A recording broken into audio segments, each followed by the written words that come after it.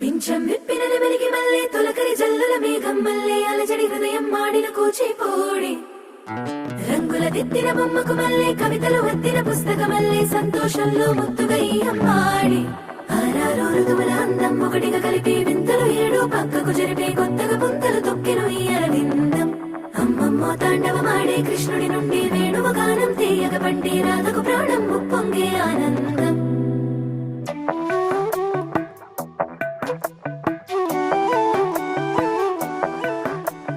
మధురము కదా ప్రతొక నడక నీతో కలిసేలా తరగని కథ మనదే కనుక మనసు మురిసినిలా ఉసురేమో నాదై